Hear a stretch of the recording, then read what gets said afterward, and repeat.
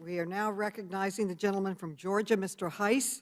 Mr. Hice is recognized for 5 minutes. Thank you, Madam Chair. I would like to take time to comment. Let's see. Let me mute this. There we go. I would like to take some time to comment on how the media and the many Democrats have put forth a narrative that has been circulating around since January 6th and has never been corrected. For example, the narrative that President Trump incited riots on January 6th. I don't even understand, Madam Chair, why you yourself don't speak the truth as to what President Trump actually stated. And what he said on the morning of January 6th, he said that I know that every one of you will soon be marching over to the Capitol building to peacefully and patriotically make your voices heard today. Madam Chair, why don't you talk about how the president used those words to peacefully and patriotically instead of cherry picking words that you want to use to portray an image of something that did not happen. The timeline of what happened on January 6th, and these are approximate times, but the best that we have been able to gather, in the ballpark of noon, President Trump began his speech.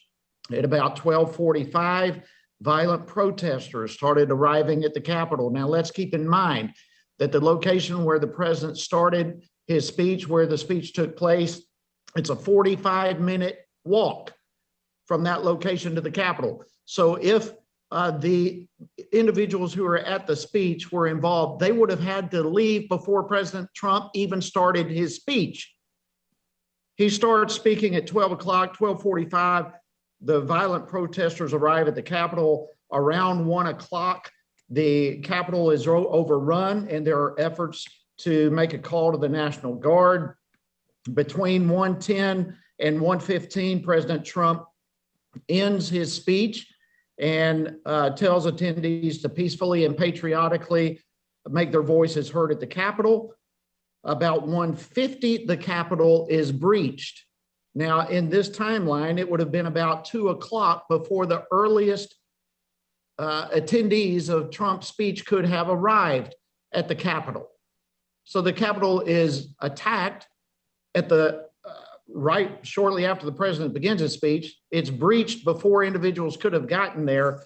Where is the real narrative in all of that? Another narrative I want to bring up is that the media claims that the tragic death of Officer Brian Sicknick was a result of pro-Trump mobs bashing his skull with a fire extinguisher, which we all know now did not happen. Officer Sicknick, his autopsy revealed that he suffered no blunt trauma. In fact, his mother has since come out saying he died of a stroke. In fact, it was Trump supporters who lost their lives that day, not Trump supporters who were taking the lives of others.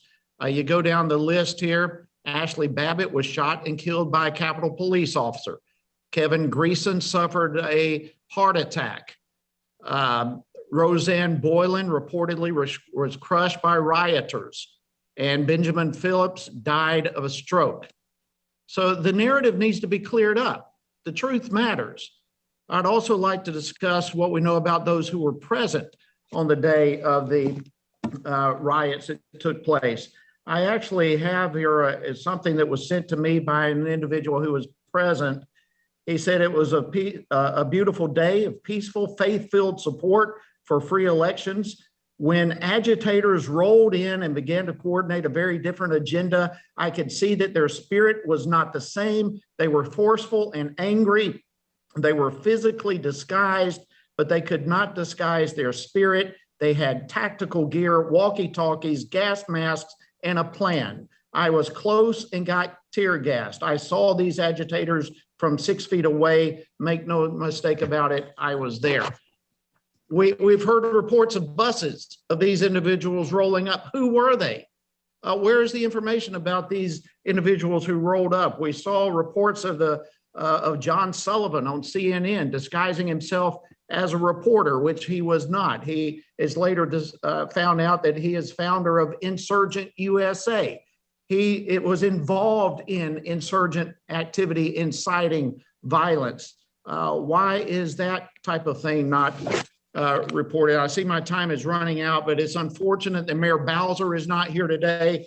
I have a letter from her urging no support from the National Guard, and what little support they got. She wanted it for mere crowd control rather than stopping the incidents that were taking place. She should be here today testifying before us. It's extremely irresponsible, in my opinion, that she's not here. It's time that we get at the truth, that we start telling the truth, and we stop creating a narrative that is untrue and misleading to the American people. And with that, I yield back.